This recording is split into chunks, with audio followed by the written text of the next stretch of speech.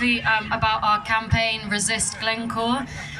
So for those of you who don't know, Glencore is the biggest mining and trading company in the whole world. If you own a phone, a car, a laptop, a TV, you most likely have a product in that comes from a mine that Glencore owns. So Glencore own mines all across the world, and they actually have one of their biggest offices here in London. So why does this matter right now to this march? Glencore are destroying nature across the world, and many of our indigenous communities in the world protect the very land and nature that Glencore operates on. They exploit these communities and they move them off their land.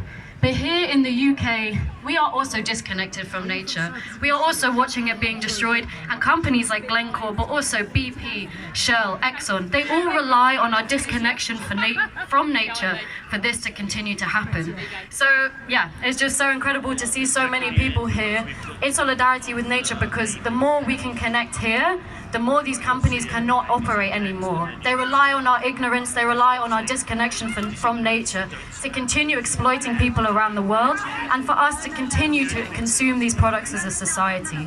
So yeah, we are Resist Glencore, and there's so much that we can do together, and really that does start with our reconnection to nature. And yeah, it's so lovely to see so many kids here and families, because that is really what it's about. Our positive reconnection to nature will change these companies' connection and their exploitation of people around the world. But I'm going to pass over to India to talk a bit more about that. Thank you. The beautiful here is amazing. Great. It's beautiful. Yes. Why these companies are able to do this is because it's a double standard. So I'm going to talk to you about mining justice for the Global South. Because it's one way these mining companies operate in the Global North. They have certain regulations, they have certain parameters they have to comply with, but it's something completely different the way they operate in the Global South. In the Global South, they regulate themselves. They audit themselves. They produce a report. Every company has to produce an impact report, and all those reports they have to produce, and they do it themselves. They produce their own reports. There's nobody regulating them, so they can do whatever they want to do. On top of that, they use the bilateral investment agreements. What are the bilateral investment agreements? It's a legacy from the colonial times. When the colonial powers, when these colonial powers like France, UK, you name it, they finish, so they invent a new system that is protected by the bilateral investment treaties.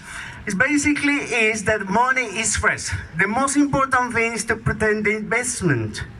So these companies, these multinationals that are destroying, that are contaminating the water, the rivers in South America and India, in the Global South, these rivers, they will go through the land contaminated, and then they will go in the sea, killing everything in the sea and affecting all of us, because it's not about them in the south and us in the north.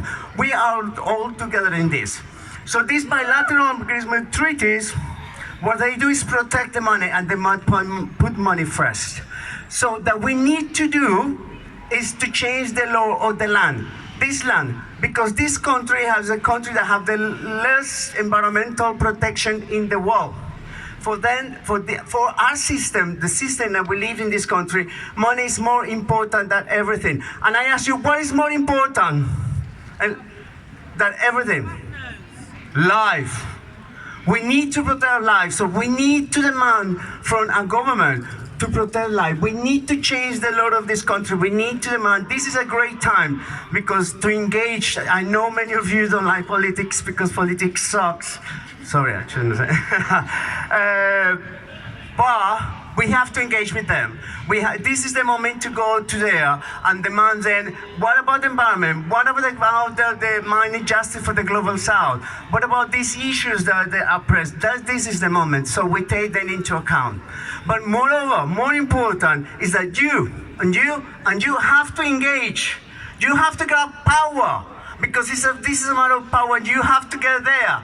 So again, politics sucks, but you have to think that maybe it's going to be your project of life and get there and change this country, because if we change this country, we can change the world.